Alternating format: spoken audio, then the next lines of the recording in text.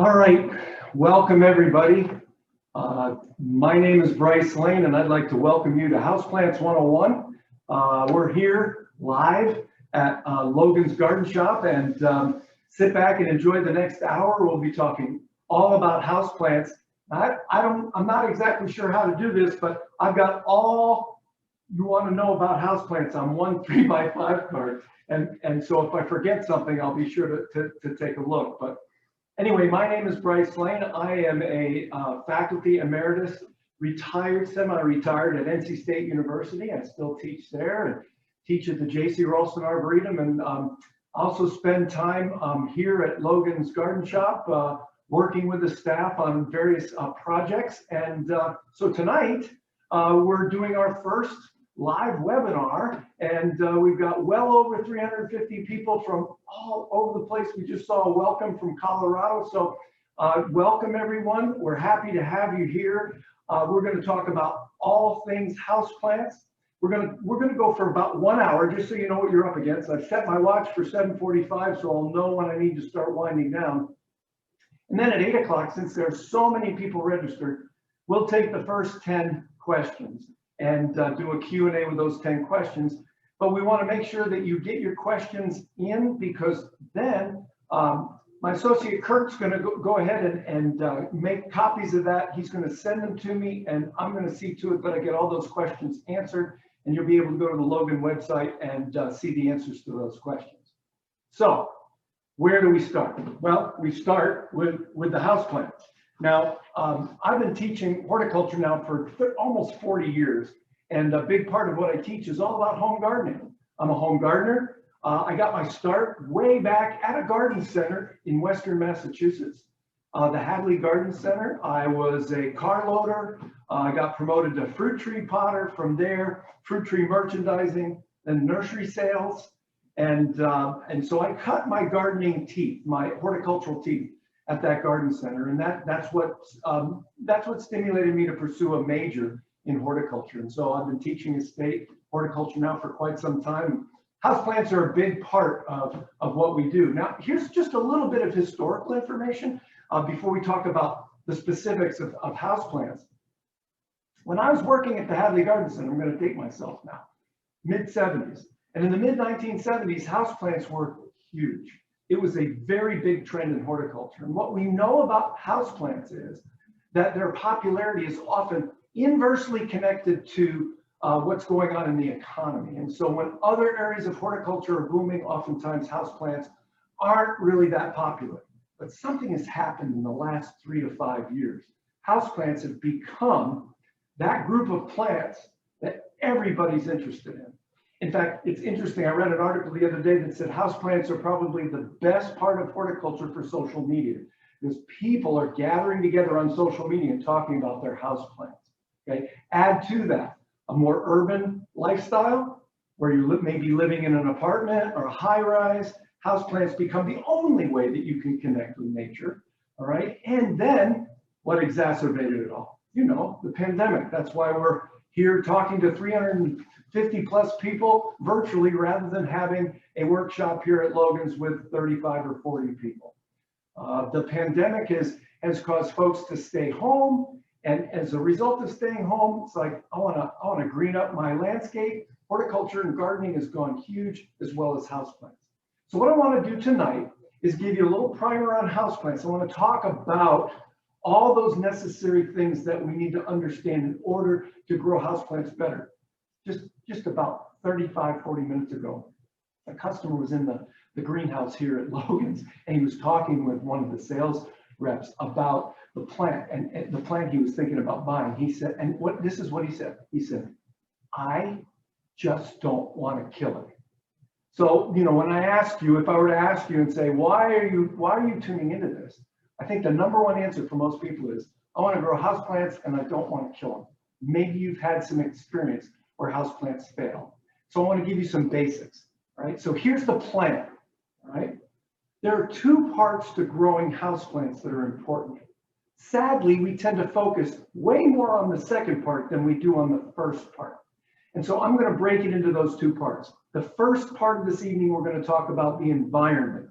How does the environment influence houseplant growth. And then the second part of our presentation will focus on the culture. Okay, what kind of containers, what kind of soil or media do we put in the containers? How do we go about watering our houseplants? When's the best time to water? All those questions, fertilizing, etc. We'll talk about repotting, although if you're looking for a really good repotting demonstration video, Logan's has one on their website. You can tune in and watch that as well, if we don't get to it. Okay, so houseplant. I once read a long time ago in a book that the definition of houseplant was very simply this: any plant that tolerates the harsh environment of the indoors. Now, I'm not making that up. That's kind of humorous if you think about it. But here's the deal. Houseplants are from all over the world, and they grow naturally all over the world. And they have a unique environment where they have adapted and they grow very nicely.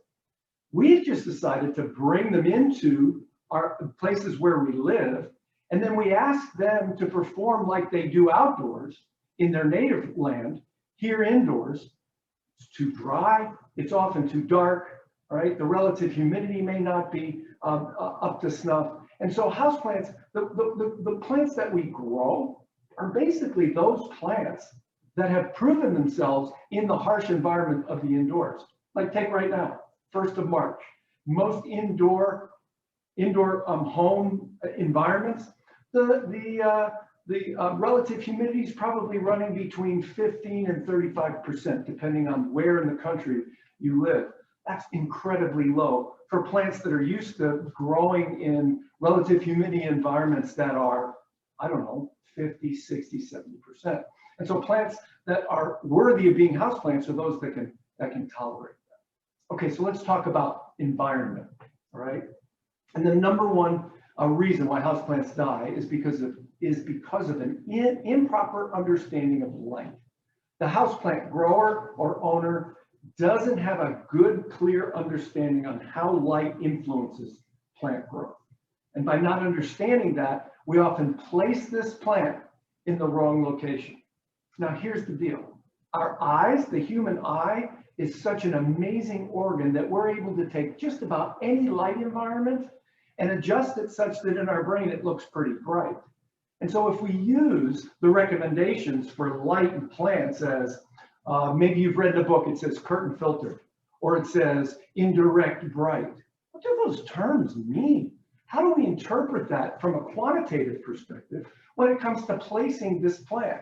Because I don't know about you, my curtains don't let much light in, or your curtains might just do that. So if I'm using curtain filtered as my light assessment, that can be a problem. So here's the deal with light. Light is the energy source that drives that magical, unique process called photosynthesis. And that magical, unique process called photosynthesis is responsible for not just the oxygen that those plants release, but also for all the sugar that they produce. Now, when we talk about sugar, don't think sweet, just think sugar. Sugar is the basic building block for plant growth. You can't build a leaf, you can't make a leaf without ample amount of sugar. You can't create a flower without ample amounts of sugar. And the only way that sugar is going to get into the plant is for the plant to make it itself. Plants don't absorb sugar from the soil. The only thing plants absorb from the soil is nutrition. All right?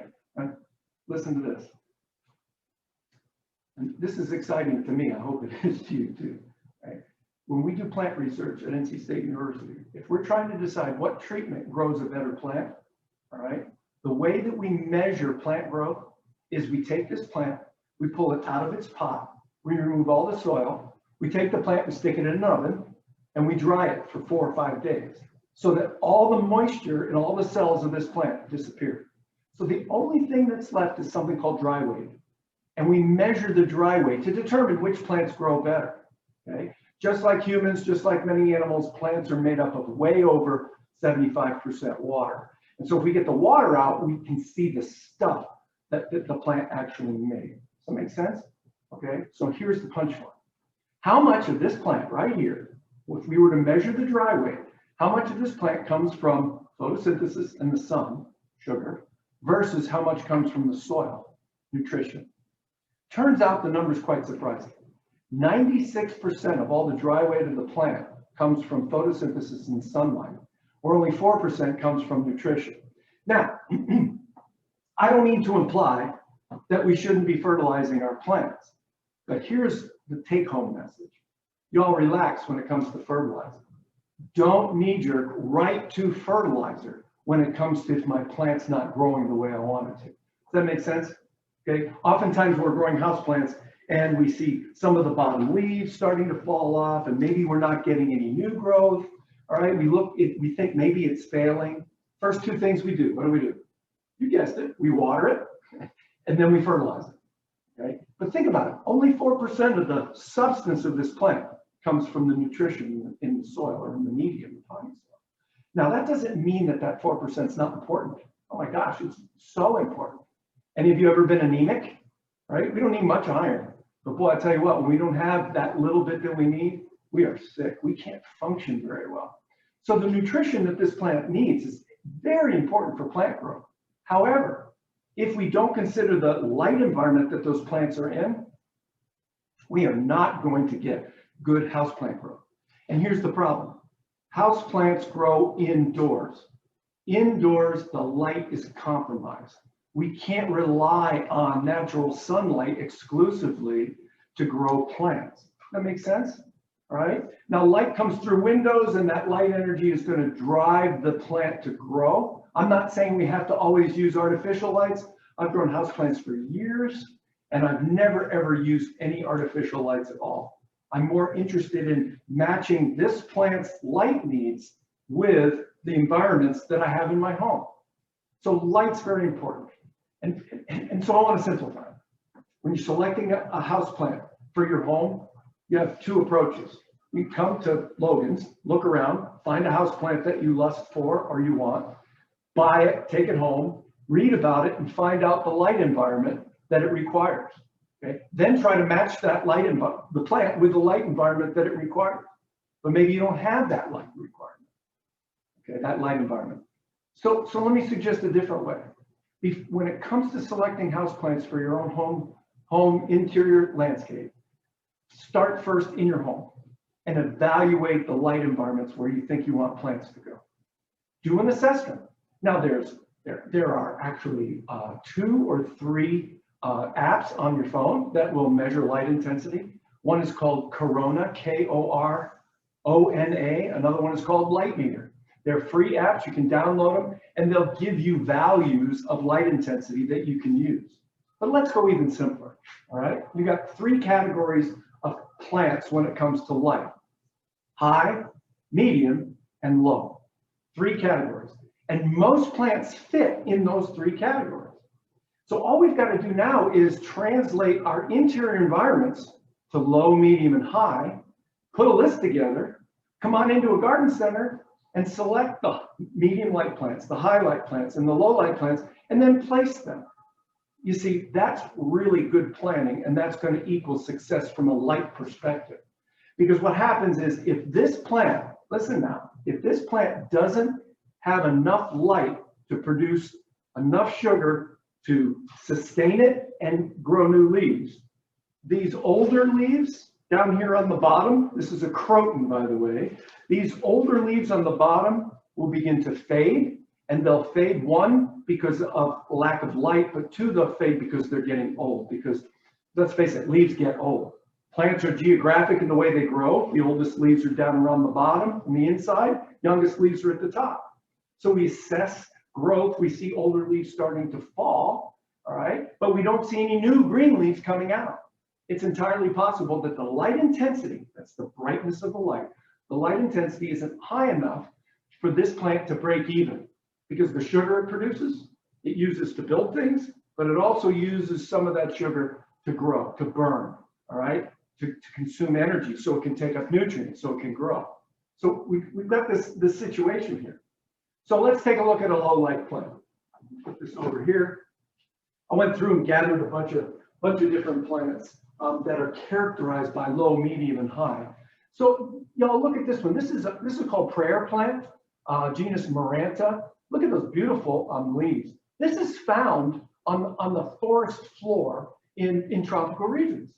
All right, it's dark. Okay, it's not bright. The humidity level is through the roof. It's very humid. So here's a plant that's quite used to a low light environment. So you say, well, okay, so the prayer plant's a low light environment. How do I know what's low light? All right, I'm going to give you two ways. I'll give you the quantitative way second, and I'll give you the way that the kind of the different approaches I take when it comes to assessing light.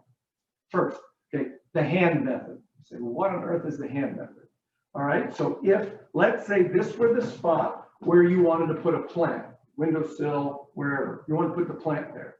So about 2.5 feet away from where the plant's going to go, you take your hand and you wave it over the top of that spot, and you look at the quality of the shadow that's falling on the table or on that surface.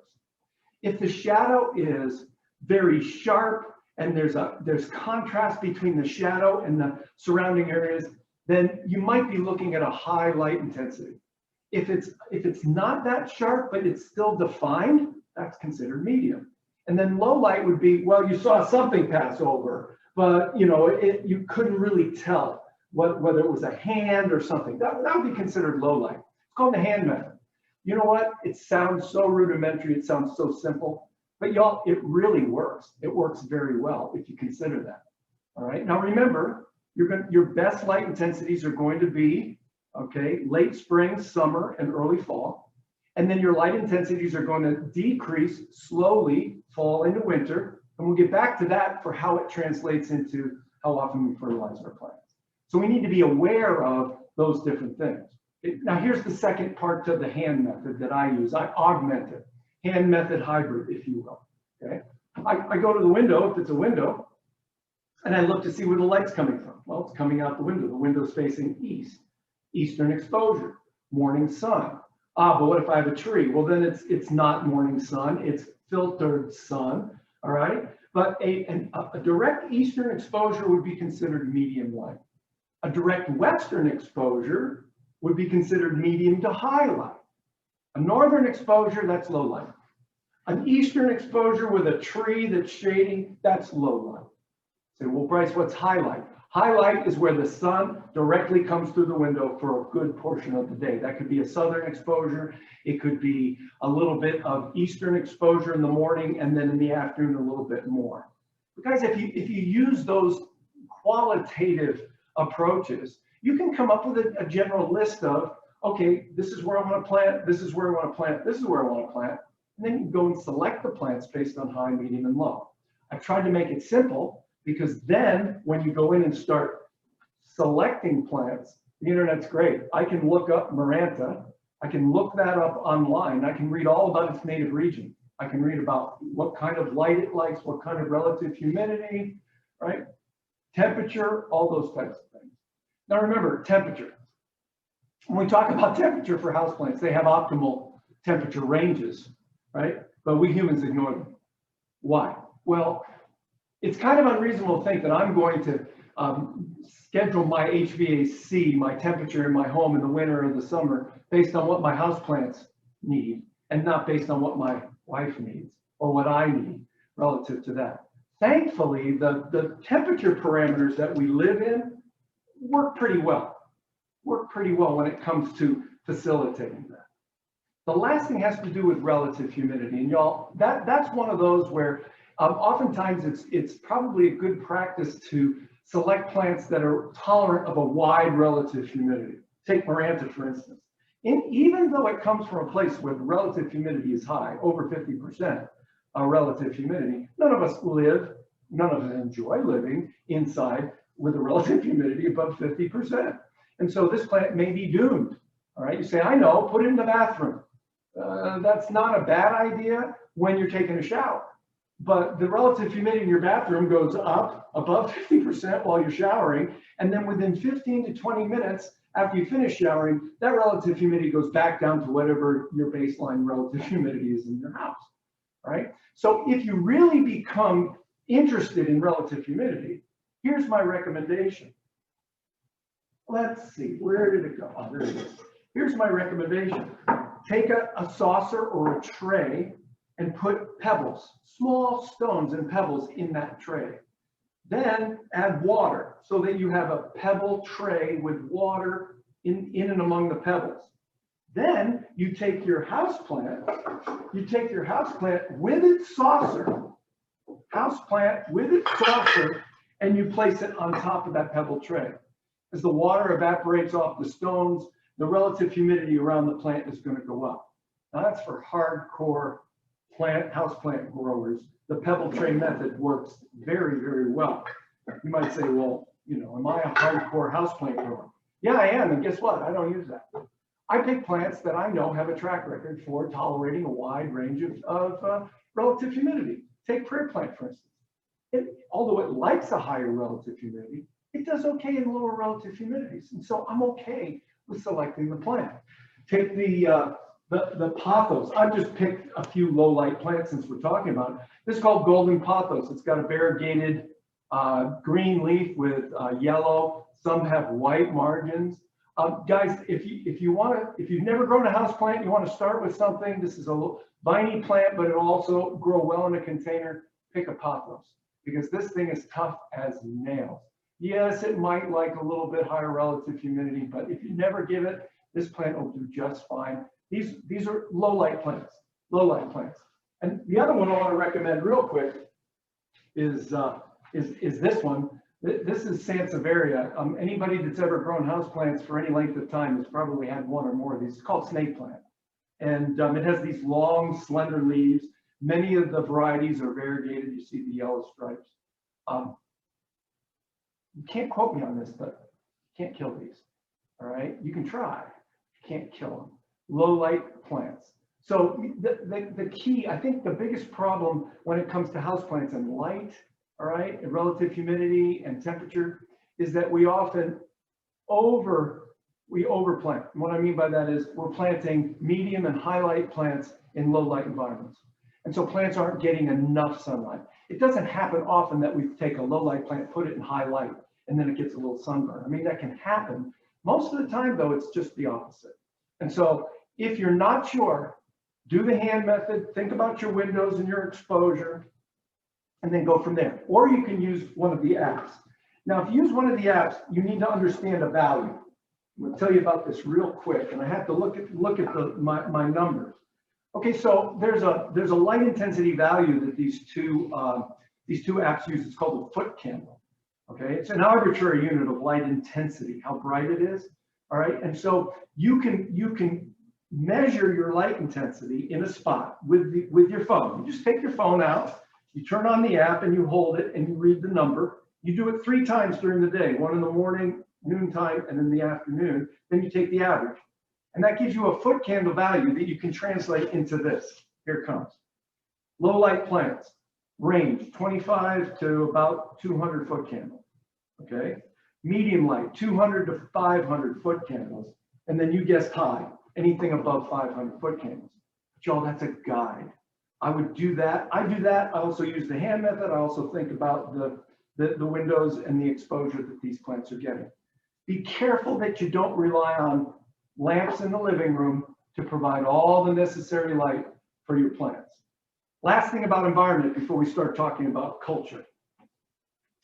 This is what makes growing houseplants very unique, and it's also what makes the interior plantscape industry so successful. Okay, here's the deal. I'm sure many of you recognize this plant. This is a jade plant. This jade plant's been a popular house plant in America since the 1930s. Okay? It's a succulent, and succulents are plants that, oh my gosh, people are all bonkers over succulents because they're slow growing, they store a lot of water in their leaves, and they're very tough, very tolerant. Okay, but they're high light. They're high light. So if I put this jade plant underneath my lamp in the living room, and that's all the light it gets, maybe some ambient light from the windows far away, all right, this jade plant is not going to be able to assimilate enough sugars to put on a new leaf every time an old one falls off. Does that make sense? Okay. When an old one falls off, that's one less leaf to make sugar. So a new one needs to come on. But if you don't have enough light, you're not going to get those new leaves. So this is what makes growing houseplants a challenge, but also helpful. I can put this jade plant in that spot underneath that lamp, and it'll take anywhere from 6 months to a year for it to completely go belly up. Houseplants are resilient, and we can mistreat them and put them in places where the environment is not conducive for their growth. And we'll be looking at 3 to 6 to 8 months before they actually fall below a level of quality that we want in our homes. And that's why houseplants are so popular, because they don't show their dislike for the environment we put them in right from the get-go, right? Now, who else does that?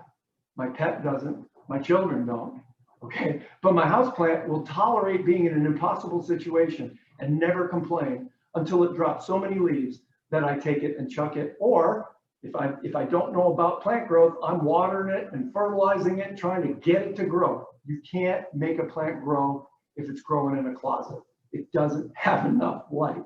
No matter how much fertilizer, no matter how much water you put it, it's just not going to respond.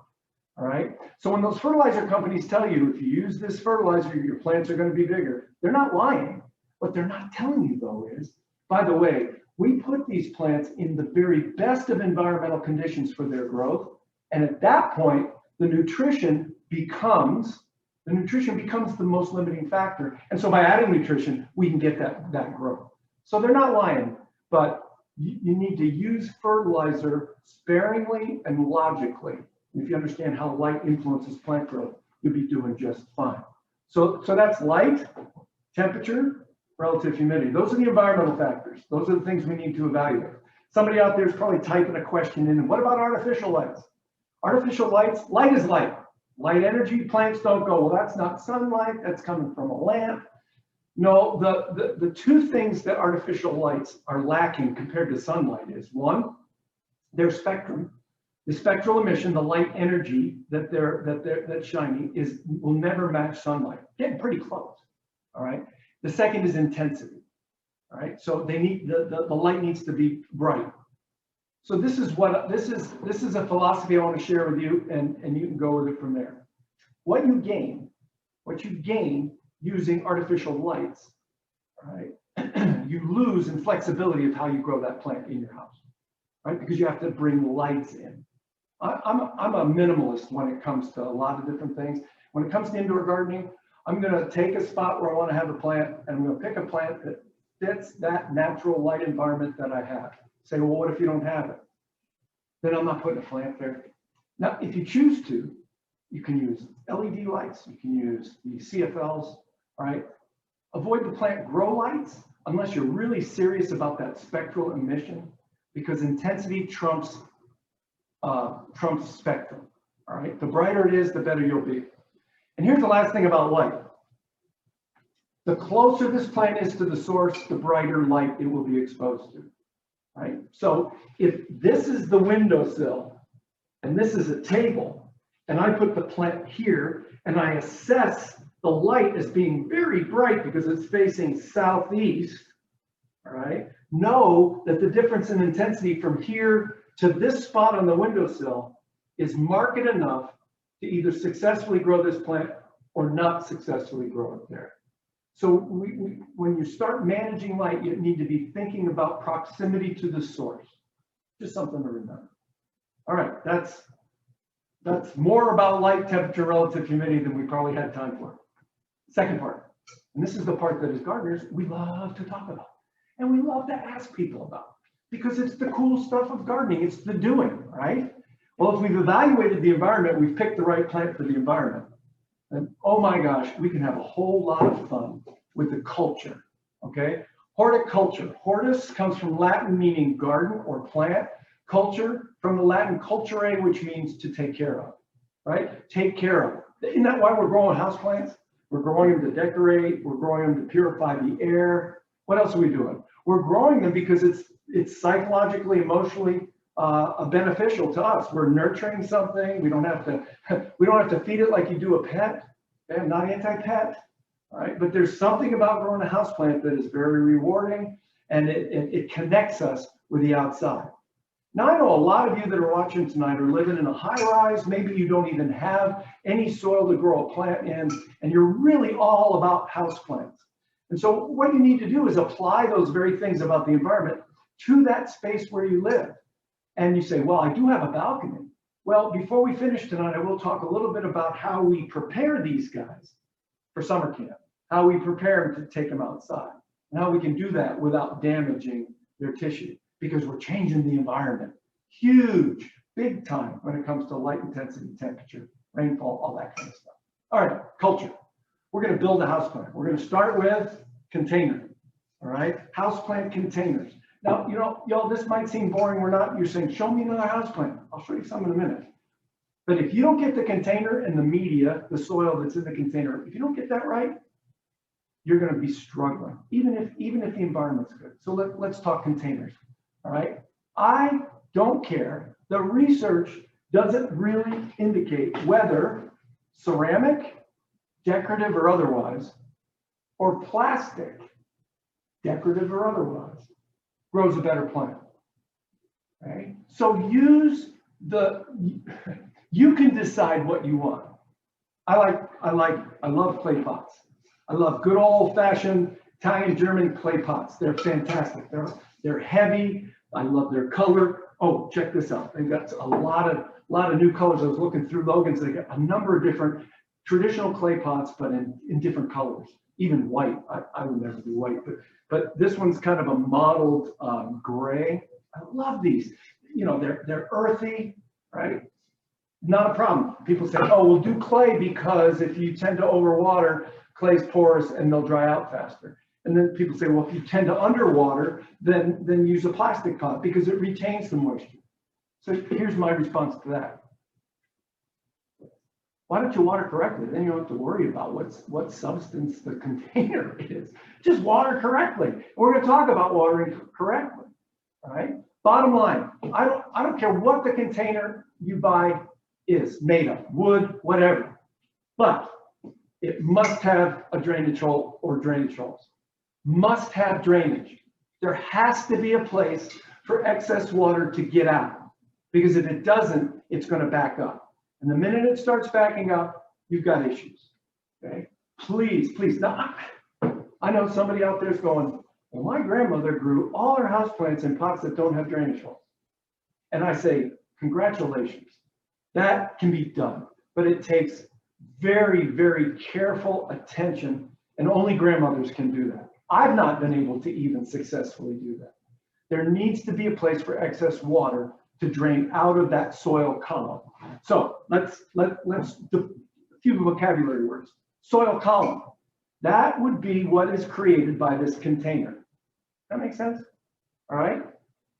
When we put media in here, there's a column and there's a limitation. Roots can't grow horizontally past the outside of that column. So this soil column becomes very dynamic when it comes to growing plants. There has to be a way for excess water to get out. Now, I know you're thinking, well, I'm not going to put this houseplant in my home, not without a saucer. All right, a water collection device, if you will. And there are all kinds of saucers that you can buy for your pots. Sometimes you can buy containers that come with built-in saucers. All right, but there's the saucer. So the saucer collects the excess water that drains through the drainage hole. And when we talk about watering in a minute, you'll see why that's so important. Okay, that's a very important thing, is you water enough so that extra water drains out. So saucers. Now let me see. Oh yeah, you can buy containers that have built-in saucers. Look at this one. It's attached to the pot. Now that's a blessing and a curse. It's a blessing because you always have a water collection device underneath that pot. It's a curse because once the water gets into that saucer, now what do? We're going to talk about what to do with that excess water. And with pots that have built-in containers, especially bigger ones, it's very difficult to drain the saucer, because then you have to pick up the whole plant, the whole pot, take it over to a sink or a bathtub or wherever and drain the saucer. Where here you can drain the saucer. It's a little bit easier to do. And I know some of you are going, why are you draining the saucer? We'll get to that in a second. Okay, so some of you are a little bit convicted right now, maybe a little bit concerned, because you have this. Isn't that a beautiful pot? Look at it. Uh-oh. And no, that price tag right there is not covering the hole. Here, no drainage hole. Maybe you bought this yesterday. Now you're listening to the seminar and you're like, oh crap, right? What do I do with this? Fear not. This can still be in your repertoire of growing plants. Just listen, just don't put the soil in this pot and put the plant in the soil in this pot. So what do? We do something that I call double potting. This is my decorative pot. Here's my medium light plant, one of the many dracaenas that I highly recommend for medium light. They're great, great large leaves, lots of different patterns. Excuse me, wonderful, wonderful plants. This is called a utility pot. It's plastic, it's green, sometimes they're clay colored, sometimes they're brown, but they're utility. And I know some of you are going, show us the bottom, all right? But drainage hole. By the way, oh yeah, for those of you who typed in the question, should I have 1 hole, 5 holes, what's ideal? I don't know, I don't care. As long as there's at least 1 hole for the excess water to drain, you're in good shape, all right? So here's my pot with no drainage hole. Here's my utility pot. Why would I take this out and pot it up in here when I'm not going to be able to get rid of excess water? Why not put something in the bottom of this pot of 2 or 3 rocks about this big? This isn't for drainage. This is just to separate the bottom of the pot from the bottom of this pot. Take this plant out of this container, replenish it with new soil. You always want to repot your house plants when you buy them. Although if you buy from a reputable dealer, you can get some 6 months or more out of growing plants in their original pots. But replace the soil in this pot, and then voila. You still can use the decorative pot. You still have drainage. You're still separating that water from the soil column, and you're done. Double potting. So if you do, because there are lots of beautiful pots for plants that have no drainage holes, and I just save yourself the anguish of the struggle of growing plants with containers that have no drainage holes. All right, let me check my time. Ooh, all right, so that's good when it comes to the container. Now let's talk potting soil, because oh my gosh, potting soil. First and foremost, don't ever put soil from your garden outdoors in a container. Anytime you put media, and that's what we call growing media when it goes into a container. Anytime you put media in a container, the physical properties of that media change because it has size. It's a physics class for another workshop, okay? So when you put it in there, it changes. And so garden soil, the best of garden soils don't drain very well in containers. That's why we buy engineered soils. Now I know engineered soil sounds very, fancy and maybe something to push back on. We're really talking about potting soil. Now guys, the great thing about potting soils is the technology in potting soils in the past 25 years has gone through the roof. We have excellent potting soils for growing houseplants.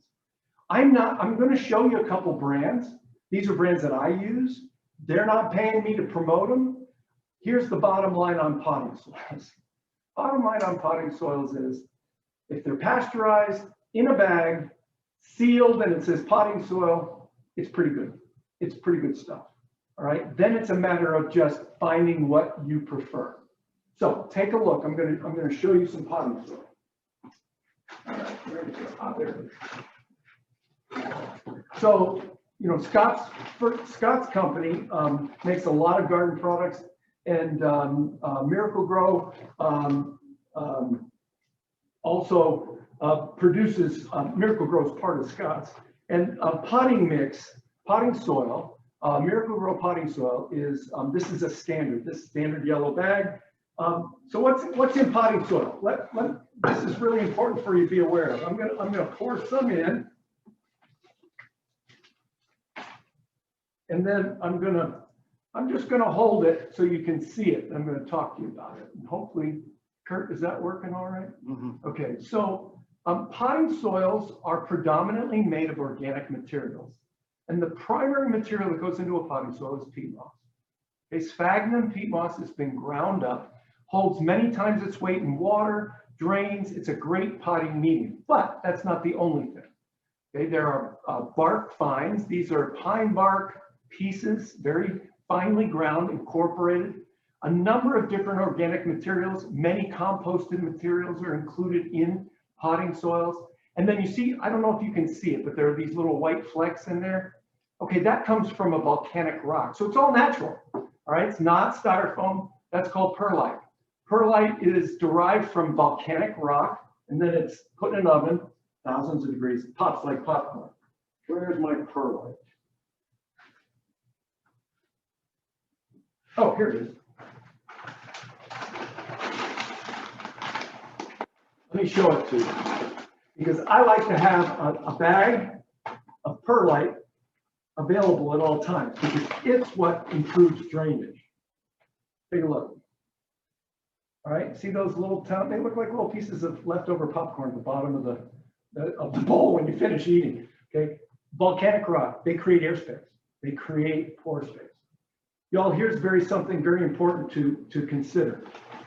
Roots grow where there's water and oxygen, period. Roots grow where there's water and oxygen. The pore space created by potting soil had better be big enough and small enough to hold air and to hold water, okay? We often forget about the air part. Perlite is incorporated in along with pine bark to create airspace. And airspace is key to good root growth. Airspace is key, and that's why you have a hole in the bottom. So that when you water, water percolates through, seeps out the bottom, and when it does that, gravity is pulling water out of the big pore space in your potting soil. What's replacing that water in the big pore space? Air, oxygen. Roots grow where there's water and oxygen. When you water, and I'm going to talk to you about watering real quick right here. When you water, write this down. Water to saturate. Water to saturate. How do we know when we water a houseplant system that we're watering to saturate? You know how we know? We add water and we add it until we see it collecting in the soft circle wall. That tells us that gravity is pulling the water down through all the pores and taking them out of the big pores, leaving the water in the little pores. These soils have been engineered to be able to do that, to hold 50% air, 50% water at, listen, saturation. So when you water, water from the top, let it drain out the bottom, water to saturate. Hey guys, small pots like this, smaller pots even like this, you know what I do? I just take them out of the saucer. I go into the bathroom in my sunroom where I have my houseplants, and I put them under the tap, and I water until I see water coming out of the bottom. And then I'll let gravity pull the rest out, put the saucer on it, put it back. That way I don't have to worry about the water overflowing the saucer. Now, the other thing is I also don't have to worry about the water staying in the saucer. Guys, when you water to saturate, you got to get rid of that water. That water is full of salts, stale, carbon dioxide. It needs to be separated from that column. So you've got to empty that saucer. You say, Bryce, I've got a huge ficus tree in my sunroom, and it's this big around. I can't lift it up and dump it in the tub. I can't even lift the plant up to get the saucer out. No, but my wife and I have a turkey baster in our kitchen. You know the turkey baster with a bubble and, okay? Take the turkey baster, I take a bucket, take the turkey baster, and I suck the water out of the saucer. And that way, I separate all those salts that have come from any fertilizers I might have used and protect that soil. I've reoxygenated the soil and I've watered the soil all in the same aspect. If you water from the bottom, some people like to water from the bottom, okay, and let it percolate up through the soil column by capillary action.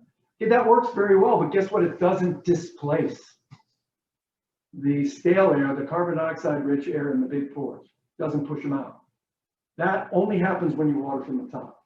So if you want to water from the bottom, do it once or twice a month, but the other times at least once a month, water from the top to reoxygenate your soil. Now, real quick, African violet. Everybody loves African violet. Low to medium light plants, northeast window, oh, ideal. All right, indirect light from skylights, that type of thing. African violets are wonderful. But perhaps you've heard that if water gets on the leaves of African violets, you'll get these little brown lesions. So you don't want to get water on the leaves. So there's a lot of references that'll say, put water in the saucer, lay the African violet pot into the saucer and let the water percolate up. It works. The only thing it doesn't do is displace the oxygen. It doesn't displace the carbon dioxide in the large pore. And so at least once a month, you got to water from the top. And you're like, well, how can I water from the top? I'm going to get water in the leaves and create those lesions. Here's the bottom line on African violets. Okay? African violets are from a region of the world, continent Africa, all right, where it rains. How do the leaves stay free of water in Africa? So you say, okay, what's the difference between rain falling in Africa on an African violet and somebody with a watering can dumping water on the leaves in a living room? The only difference can be the temperature of the water. If the temperature of the water is below the air temperature in that room, you can get a little chilling injury, a little lesion because of the temperature, not because of the water. All right. So when you water your African violets, what are you going to do? That's right. You're going to use lukewarm water. You're going to use water that's tepid and above room temperature, just slightly. Okay. And that way you're not going to get any lesions on the leaves. You can clean the dirt and grime on these fuzzy leaves of African violet. Just a little trick I learned a long time ago. Okay. So that's watering. I don't want to overcomplicate it. Water to saturate. Everyone asks, okay, how do I know when to water? When's the best time to water? Research shows that the best time to water a houseplant is right before it wilts. Oh, thank you very much for that valuable information. How on earth do I know right before a plant wilts? Well, I maintain the way you know is this. You let it wilt, and then you remember what it looked like just before it wilted. Now that sounds kind of funny, but guess what? It works for me, okay? Because plants don't die when they wilt. So you know what it also does? It teaches us to pay attention to the surface of the leaves.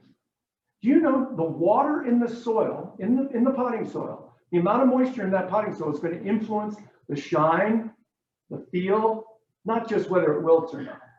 So over the years, and guys practice this, over the years, watch your plants, pay attention to them. Okay? And you'll notice that before a plant wilts, the leaves turn real dull, and then they start to wilt. That's when you know it's time to water them. So what I've done is I've just watched my plants, and when I see them getting that dull or looking like, oh, they're getting ready to wilt, that's when I water them. It's more important to let the soil, let the soil dry out in between watering. You'll be more successful than if you keep that soil continuously moist.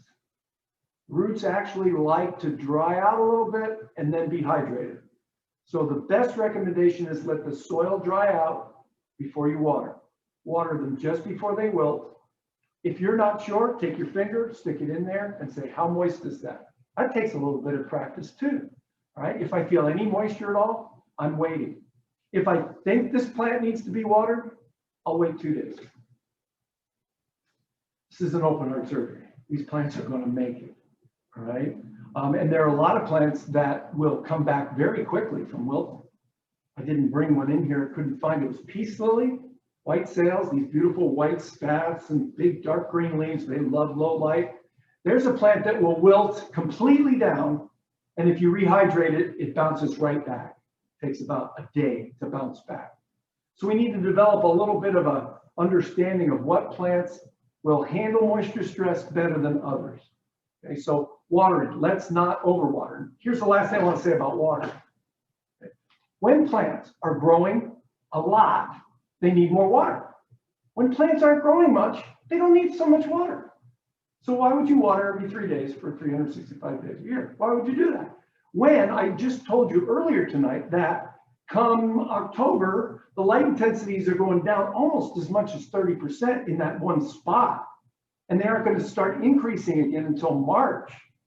My watering frequency in the winter is half as frequent as it is in the spring, late spring, summer, and early fall. So we need to be accounting for the seasons, and the plants also are going to need to rest. I'm not saying they're going dormant, but if they're not being stimulated to grow because the duration of light is shorter, right? Days are shorter, and the intensity is lower, then these plants are not going to be able to assimilate as much sugar as we are trying to water and fertilize them. So we need to gauge that based on the environment. That's water, which leads me to fertilizing. Now, when it comes to fertilizing, I think we need to relax a little bit, y'all. The recommendations on fertilizer, on different types of fertilizer, let's see, where did that other one go? Here it is. The recommendations for different types of fertilizer vary significantly. There are lots of different kinds of fertilizers that you can use, all right? For my houseplants, I recommend a couple of types. Now, one last thing. I forgot about this, and it's important because there are a lot of you out there going, well, wait a minute, if Miracle-Gro potting soil, is there an organic source of potting soil? Notice that I told you the ingredients in Miracle-Gro potting soil: peat moss, pine bark, perlite. Perlite's not organic because it comes from a rock, but it's not synthetic. It's a natural product. Okay, so now you can, Espoma, great company that makes some awesome organic fertilizers. They also make an organic potting soil. I read the ingredients. Guess what's in it? Perlite. Perlite is a rock. Now it's natural, but it's not technically organic because the term organic means comes from something that's living, came from something that was living. That they're still allowed to call this organic potting soil. So guys, we can relax a little bit when it comes to potting soils, whether it says organic or inorganic. The reason being is most potting soils, reputable potting soils, are going to be peat-based, bark-based, and then the difference in something like this, it's going to have a number of ground up organic materials that when they begin to decompose will release a little bit of fertility as well. Okay. Maybe not enough to sustain the plant, but again, remember these plants don't need an awful lot of fertility. I like to use a liquid because then I have total control, right? And I'll either use an organic indoor fertilizer or I'll use something like a water-soluble inorganic fertilizer, right? And you just follow the recommendations. If it says, I always try to cut it in half. If it says a tablespoon per gallon and do it when you water, then I do a half a tablespoon. For instance, Miracle-Gro, what they tell you to do is, if you're going to fertilize once a month, do a tablespoon per gallon, I think. No, it's a teaspoon per gallon. Good. Teaspoon per gallon. Probably should have read that before we started. Okay. They say if you're going to do it in your water every time you water, do a quarter teaspoon. Here's what I like to do. I like to fertilize and then wait. I don't like to provide continuous fertilizer when I water every time I water. That's just my own personal preference. I think I see better results. Secondly, if you use an organic material, you may need to use a little more or a little bit more frequently because it's not as nutrient rich as a water soluble material. But they're both water soluble. They both add fertilizer immediately available to the plant. Now, there are slow release beads you can incorporate. I'd recommend you read about those. There's some truly organic materials like fish emulsion. Okay, that's fish poop. Okay, 3-4% nitrogen. It's great stuff. It takes about 2 to 5 weeks for it to break down to release that nutrition. All right. The problem is my mom used to use it. I remember I'd come home from school. I was 10 years old. I'd come home from school. I knew exactly when my mom used fish emulsion fertilizer on her houseplants.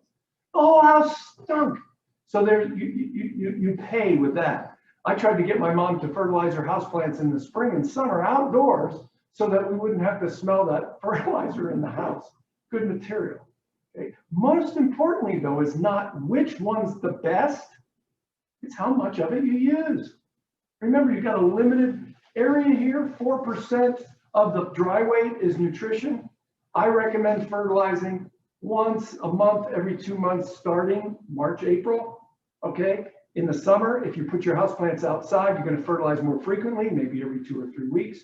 Then in the fall, you're going to literally slow down your fertilizing to the point where come November, you don't fertilize again until March. The plants aren't being stimulated to grow that much. You're wasting fertilizer and you're also influencing the root system in a negative way.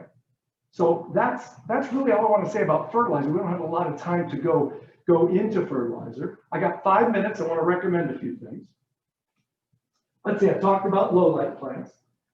Medium light plants, I introduced the Dracaena. Great, if you've never grown a medium light plant, Dracaena is a great one. The other one you might want to look up is Dieffenbachia. I don't have a Dieffenbachia here, but that's another. Another medium, this one's on the cusp. This is called peperomia, not pepperoni, but peperomia. These are thick, succulent leaves, lots of unique and interesting leaf patterns, peperomia, and they're kind of a high medium to a low high. Does that make sense? Okay, high medium to low high. They're great, and these take forever to die. So if you happen to kill plants, a peperomia is kind of good. All right. If you want to get a lot of new growth on these, then I recommend the high side of medium, right? Where it's starting to flirt with a high light environment, right around that 400 to 450 foot candles. Those are my medium light plants. Oh, yeah, I did bring a Dieffenbachia. Sorry, I got these down here.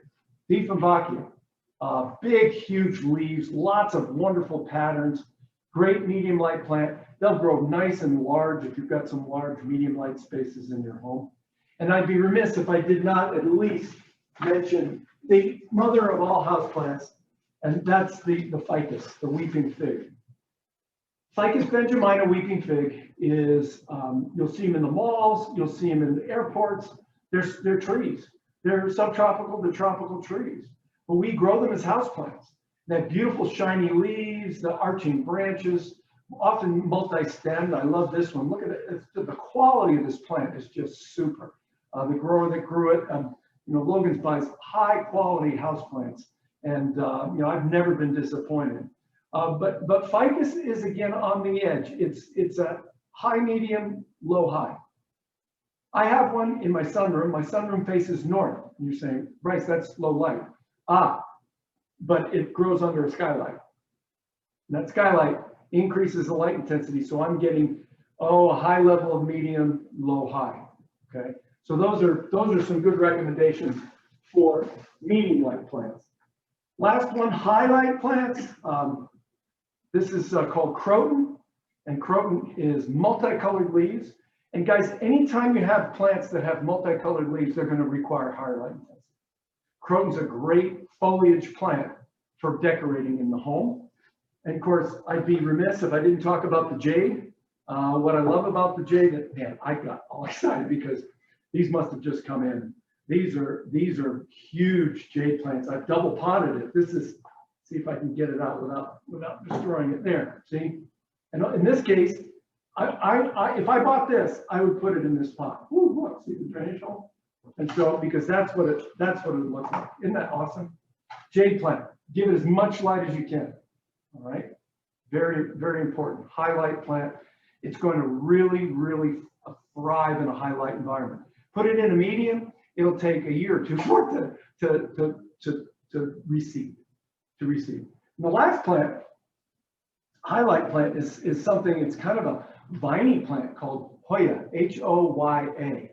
Guys, if you've never grown this, I highly recommend it. Lots of different foliar patterns. But what's really cool about this is in a highlight environment, it'll also produce clusters of flowers that are fragrant. So those are just some recommendations when it comes to high, medium, low light plants. We could spend another 2 or 3 hours walking through the greenhouse here at Logan's looking at high, medium, and low. I didn't even go into the ferns or the palms. There's some palms that are highlight, some are medium light, but it's all about selection. And right now, with houseplants being so incredibly popular, lots of places have great selection, just like here at Logan's. And size, a lot of times people are thinking about size. The way I look at it when it comes to houseplant size is, if I've got an environment that's really, really conducive for its growth, I'm going to start small. I'll start small because I'll get some good growth. However, if I have a really conducive environment, but I have a big space that I need to fill, then I'll buy a bigger plant. But whether you buy small or you buy big, watering principles the same, soil, media in the pot still the same, drainage holes still the same. Those aspects, y'all, don't change. at all. We are out of time. It's 8 o'clock. I can't believe it. Okay, so what we're going to do right now is Kurt's going to take a look at the Q&A, and what we'll do is I'll entertain the first 10 questions. If there are any more questions, like I said before, we will write them down. I will respond to them. You can check the website and see the answer to that. So Kurt, what do we got? First question is from Linda Bear. It says, my beautiful anthurium has sticky leaves. What's wrong? Also, I have a 40-year-old jade plant, about 3 feet by 3 feet, and that has been blooming for about 2 months. She just wanted to share that part, but she's concerned about her anthurium. Congratulations, Linda. It's not often that you get jade plants to flower. You must have it in a very well lit environment. That's fantastic.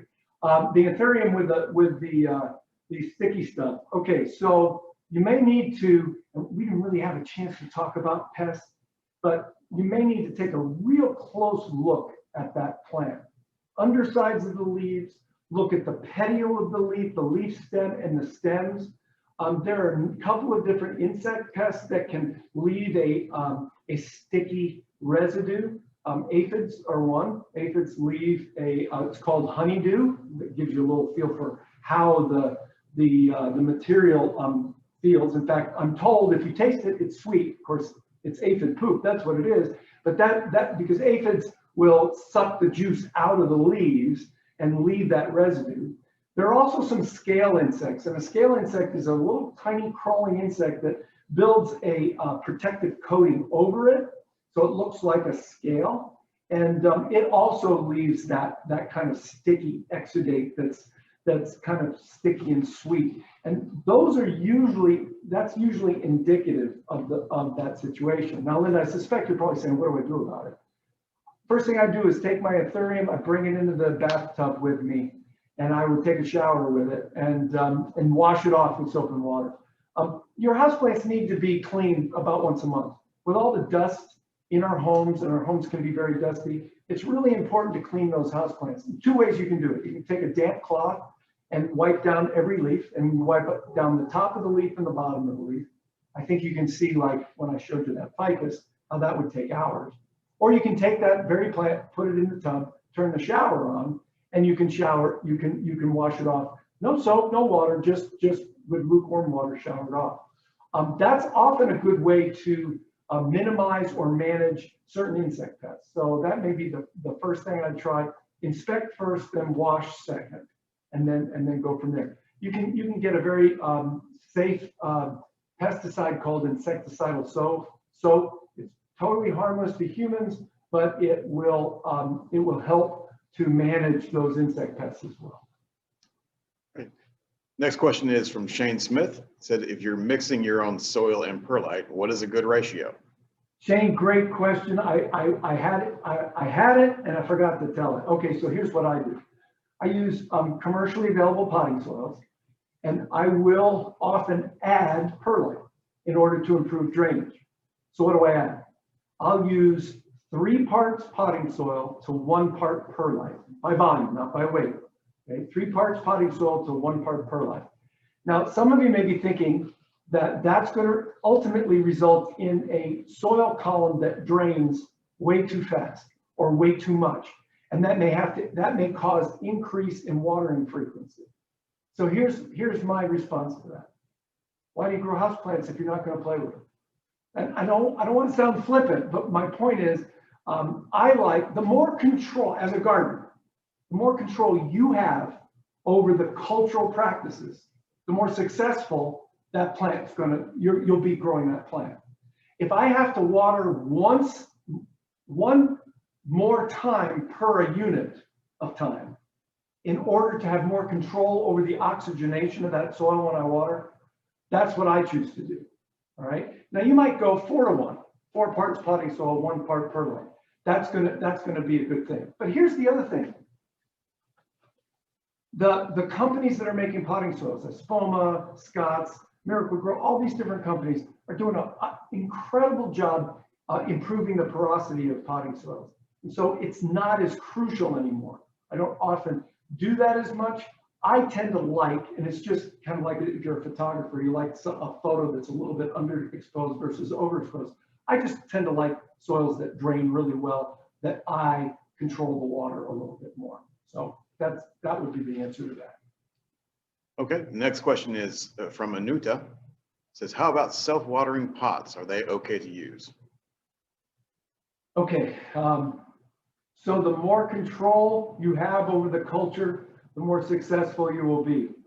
So by using a self-watering pot, it's not evil, it's not bad, but you're giving up control. And so I would hesitate a little bit. However, and far be it for me to commentate on your own daily routine and conditions relative to your relationship with your houseplants. I don't want to make any assumptions that just because I like to spend more time with my houseplants that you can. And so a self-watering container is actually quite effective. But here's just a little bit of advice. Just like watering from the bottom, if you use self-watering containers once a month, water to saturate. That way you're going to ensure the fact that the larger pores in that soil are going to be oxygenated. Okay. Next question is from Houseplants 101 is their handle, which is a nice handle. That is a nice handle. It says, how do I get my Stromath Triostar? I think I said that correctly. To be more maroon on the back to shine through the pink on the front. I'm getting leaves, but they are very variegated in color rather than solid. Okay. So you want to increase the color. Okay, so the pigmentation in most plants that are multicolored, like take for instance the croton, the way that you intensify and darken the leaf color, especially reds and purples, is increase the light intensity. So that would be, and again, I'm just spitballing here relative to, because I don't know what kind of environment you have it in, but you might want to think about maybe in trying to increase the intensity of the duration of light a little bit in order to get those colors to become a little bit darker.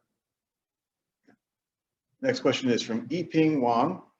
It says, I have fruit flies, banana fruit flies. Yes. What do we do about it? If I could give you a solution, my marriage would be way better. Okay, so here's the thing with the banana fruit flies and what we might think of banana fruit flies. There are fruit flies, and there are also these insects called fungal gnats. And a fungal gnat feeds off the organic matter in a potting soil. Well, guess what? Potting soils are predominantly made of organic material, peat moss, pine bark. Fungal gnats love to feed, and they love to feed and breed in these containers. And you'll know, because all of a sudden you'll be sitting there reading a book or watching TV at night, and all of a sudden these things will fly. Okay. Sometimes these gnats come out of the sink, the drains in the sink. Sometimes they come from the bananas. That's because eggs are on the bananas, and then they come out and they're like, woohoo, and it's a party. They find these plants. It's a challenge. So here's what I've tried. One, I use an insecticidal soap. Okay, it's a potassium salt-based spray. And once every 3 or 4 days, I'll take my plant like this, and I will spray the soil that I can see. And by doing that, I will kill any adults or emerging hatching eggs. Okay, and I'll do that every 3 or 4 days because their life cycle is very quick.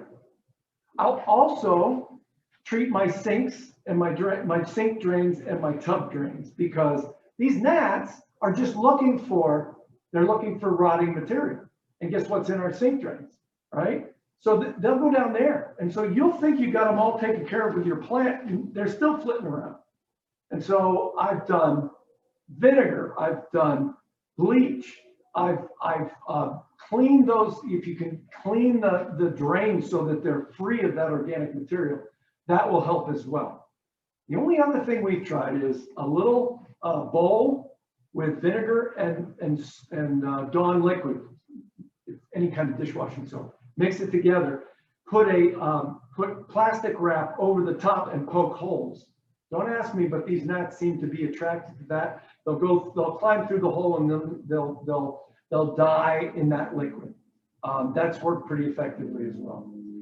So That's the control. But here's the prevention. Take great care in where you purchase your plants from, because reputable dealers buy plants that are more pest-free than less pest-free. Okay. No garden center worth its salt, including Logan's, would ever say that all our house plants are free of all pests. However, they work very hard to buy from dealers, buy from growers that sell clean material. You can't just assume that because it's being sold, it's not clean. Now, I'm not going to give you a list of places not to shop at, but this is why whenever I go buy a plant,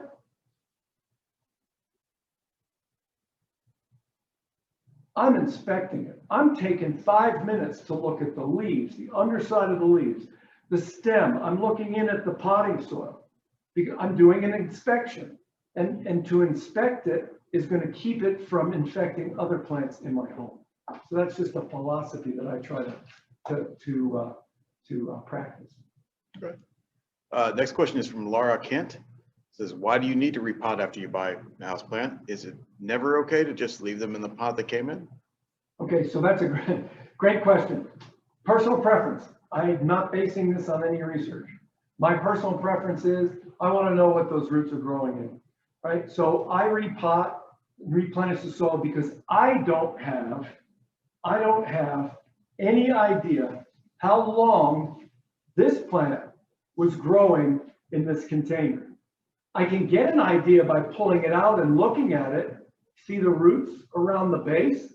Ooh, this has been in here for a while, okay? How much, at one point is this like, has it been in too long? Well, no, I think that's actually pretty good. So if I were repotting it, I would take it out of this container. I would loosen some of these roots, and then I would just take it, put new soil, because I'm always going to go just slightly larger on the pot when I repot it.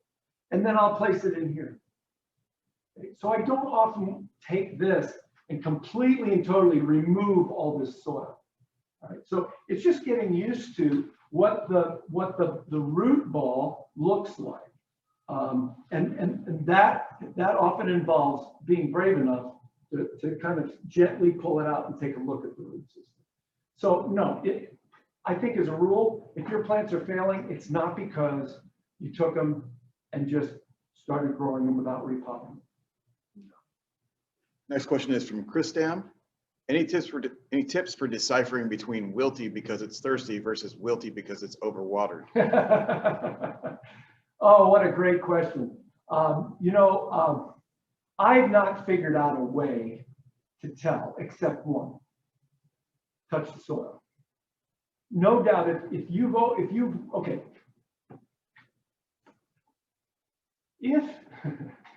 I'm laughing because to me it's funny.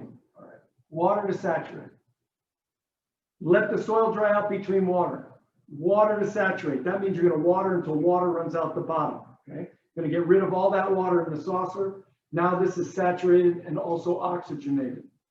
Okay, I will not water this again until I reach that same point. Okay. Underwatering, listen now, underwatering is when I reach that same point and I don't water. You ever been really, really thirsty, could really, really use a drink of water and nobody gave you one? All right, that's underwater. Overwatering is not water, water, water, water, water, water, water, flows out, flows out, flows out, flows out, water, water, water, flows out, flows out. That's not underwatering as long as you stop and let gravity have its way and get rid of that water. That's not overwatering. No, overwatering is when you do it again 2 days later and it hasn't dried out. That's overwater. And so the best way when it comes to the wilting part is try to avoid situations where when you water, you're not sure whether it needs it. And you're thinking maybe it does, but if you think a plant needs to be watered, I always wait 2 days. All right. But if somebody brings a plant in to me and they say, I don't know if this is wilted because it's underwatered or overwatered, I just take my finger and shove it down in the soil. And if it's overwatered, that sucker's wet. Unless, of course, the person let it dry out after it had been overwatered. So sometimes, guys, you have to ask questions. You have to go, okay, How often do you water the plant? When you water it, tell me how you water it. No different than when I go to the doctor and I tell my doctor my elbow hurts. He doesn't give me anything for it until he's asked me 10 questions that irritate the mud out of me. Like, what have you been doing? Have you done something different than you've done before? Show me where it hurts. So in essence, we have to kind of like become plant doctors when it comes to assessing. But a face value, you look at a wilted leaf, wilted means, wilted is wilted. It's the same thing, and here's the problem. The problem is that if you've overwatered, the roots can no longer absorb water. And so as a result, the leaves start to dry out, and they will. It's the same cause. It's the same symptom, but it's a different cause. Okay. Next question is from Kalia Gomez Feliciano. It says, my question is about the use of tap water. I've read that tap water damages houseplants and to use only rain or distilled water. How true is that? Great question. So plants in the lily family, all right, any plant that's in the lily family is highly sensitive to chlorine and fluorides. We use tap water. There are two materials that have been added to tap water to make it drinkable. One, and maybe make it more healthy. I don't know how many municipalities still put fluoride in the water, but chlorine still gets put in the water. And chlorine's a gas, all right? It's injected as a gas into the water. And so if you have plants in the lily family, take, you know, prayer plants, a bunch of different house plants, and you water with tap water, you got to worry about two things. One, the temperature. I already mentioned that. Want to make sure it's not below the air temperature. And two, how much chlorine is in it. Because if you water certain plants with that chlorinated tap water, you're going to get a leaf margin burn. Leaf margin burn. You're going to get necrotic black margins on your leaves. So that's telltale. Here's my recommendation. Take a milk jug, rinse it out. On Monday, fill your milk jug with water from the tap. Put it down under the sink, put it over store it someplace, let it get to be room temperature and let it sit for a day or two. All the chlorine in that water will bubble off. It'll volatilize and it'll be gone. So now you have water that is chlorine free and you can use it on your houseplants and rest assured you're not going to cause any damage. Distilled, I would stay away from distilled. First of all, you don't want to spend the money on that. Rainwater is okay, but with acid rain and some of the pollutants in rainwater, it might be a problem. I would just, that's what I do. I just water those sensitive plants with water from a container, a watering can or a jug that sat out for a day or two.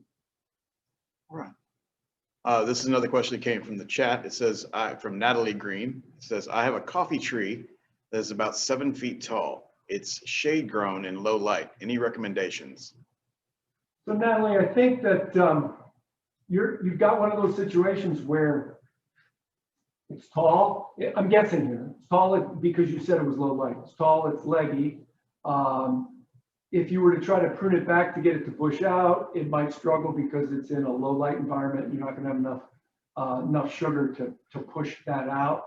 I suspect it probably hasn't flowered or fruited much. My solution, if there were a solution to that, I mean, if you're happy with it and it's fulfilling your needs, then hey, that's the one thing about growing plants in lower light environments. If you're still happy with them and they're not dying, then there's not a problem. It's just when they start performing poorly or if they start performing in a way that we don't want them to. So if you wanted to get coffee fruit from that tree, you're going to need to increase the light intensity in order for that to produce some more leaves and ultimately enough sugar to produce flowers and fruits. Okay. This next question is from Elizabeth, and we get this question a lot in our greenhouse. It says, can you talk a little about fiddle leaf figs? I struggle so. Yeah. Okay. So I think there's a conspiracy. Fiddle leaf figs, it's genus Ficus, like our weeping fig. All right. Fiddle leaf fig has these big, giant fiddle-shaped leaves that require immense amount of light intensity. It's a highlight plant all day long. And so sadly, though they're very attractive because they're large leaves, they have heavy texture, beautiful color. And so a lot of people buy them, they'll put them in a place that gets about medium light, a little bit low, medium, low end of medium. So you get a leaf,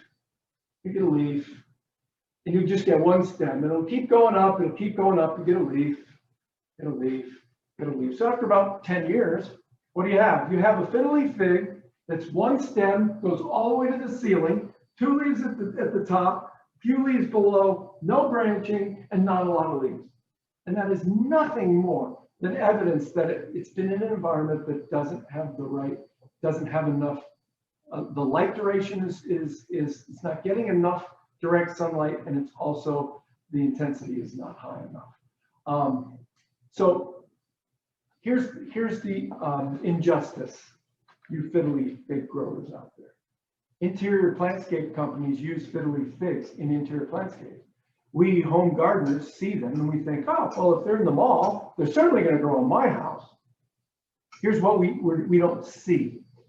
Interior landscape companies will install beautiful plants in the landscape and guarantee their customer that as soon as that plant gets below a certain quality level, they'll replace it free of charge. But they pay a monthly fee for those plants to be in there and be maintained.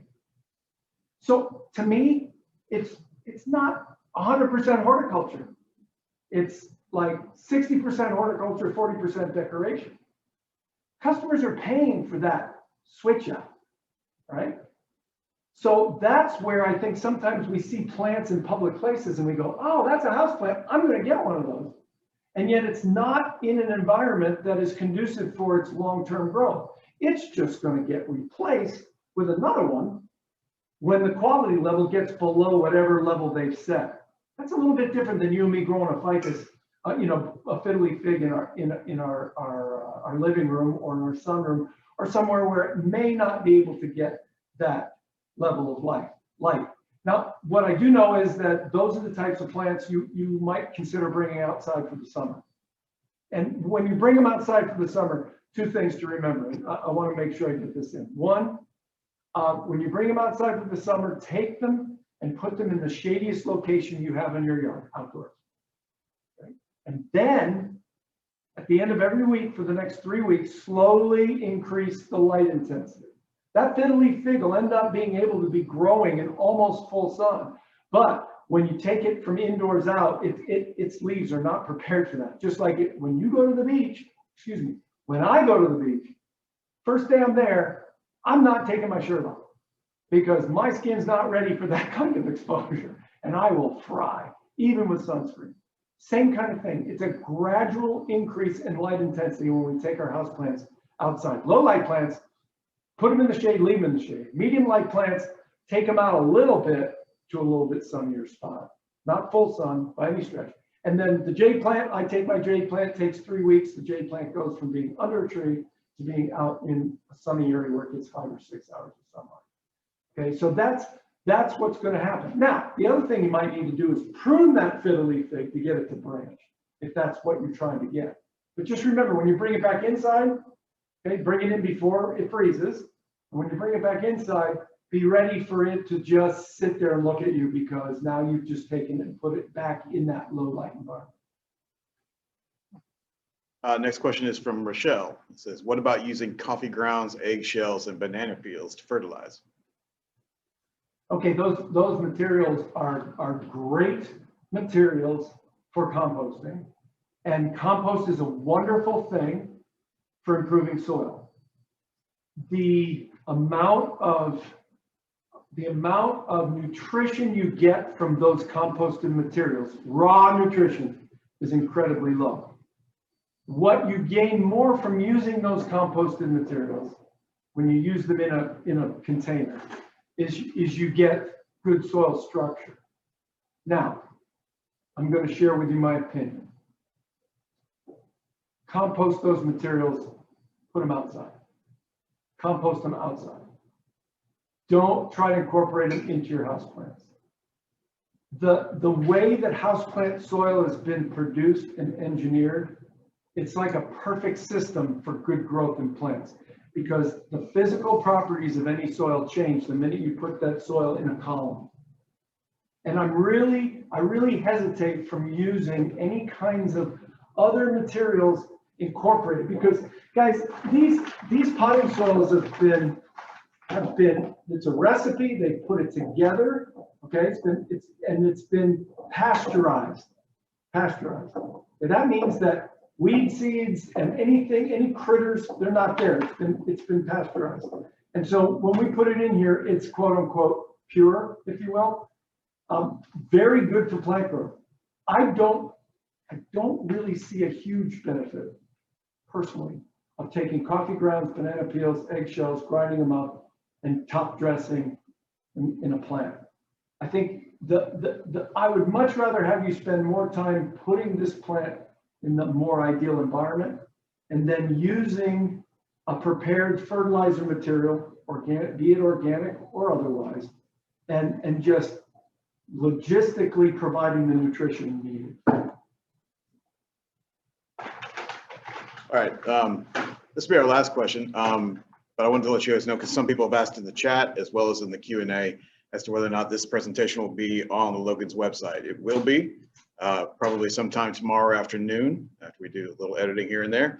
It should be up so you all can watch it whenever you'd like. And also the questions came in during the Q&A and the chat, so I'll go ahead and make copies of both those. So the ones that we didn't get to today, I'll make sure they get to Bryce so that he can answer those, and then we will post those with the video as well. I also wanted to point out that there are a lot of orchid questions here. Orchids are a whole class in itself, and the woman who runs our greenhouse, Kim Lampley, is sort of an orchid maven. She really knows everything you need to know about orchids. And if you go to our website, which is logantrd.com, that's logantrd.com, you can look, there's a space on our navigation menu that is it says garden resources. And when you click on that, there's about a 15-minute video there from Kim that gives you all you need to know about orchids. It's very, very thorough, and I hope you take a look at it and enjoy it. But our last question here for Bryce, well, someone just asked if we're going to do a Houseplants 102. I think we probably will, because this has gone very well. Here's the last question for the night though, is how do you get Dieffenbachia leaves to grow large? It's again, it's an issue of light. First of all, you want to pick a variety of Dieffenbachia that is noted for having good sized leaves. And invariably, this is just personal experience. I've seen a lot of Dieffenbachia, they start out beautiful. The bigger leaves, they get old, they start to fall off. And the new leaves that come out are not in the same kind of light environment as the ones that were grown when that plant was in a greenhouse. Remember, what houseplants are all grown in nurseries in Florida, California, but mostly Florida. And I've been to a lot of those nurseries. They have ultimate control over light intensity, relative humidity. They have ideal conditions for growing high, medium, and low light plants. You've seen all the low light plants underneath the benches, and on the top of the benches are the highlight plants. And so think about it, a Dieffenbachia, I call the medium light plant, right? But the growers know that if they grow it in the low side of high, they get lots of positive net growth. We don't have enough time to talk about lots of growth versus maintenance growth. You see, you got maintenance growth, which is for every leaf that dies, a new one comes. For every leaf that dies, a new one comes. That's maintenance growth. That's a light intensity that the plant is able to maintain itself, all right?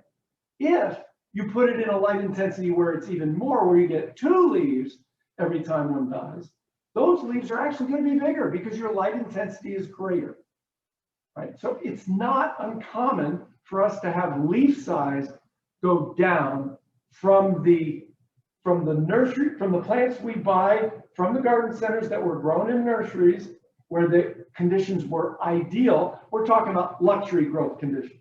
Now, if you're a nursery in Florida, why would you grow all your plants in luxury growth conditions? Makes sense, right? If you're a business, the faster from the rooted cutting to the saleable plant, the more money you make, right? They know that plant is never going to be put back in luxury growth conditions. And yet we're looking at it as it was grown in luxury growth conditions. We need to change our expectations a little bit and think about light a little bit more when it comes to where we place that plant. Excellent. Well, thank you all for attending tonight. We probably will work on getting a Houseplants 102 together here very soon. And thanks to Bryce Lane for being here and just sharing his knowledge as always. It's always a delight to have this done this way. And like I said, we'll go ahead and harvest the questions from the chat as well as the Q&A and post them to logantrd.com. We'll give Bryce a chance to answer them first, of course, and then we will go ahead and post the video of this presentation as soon as we can. But thank you all. We really appreciate it. Thanks, everybody, for your attention.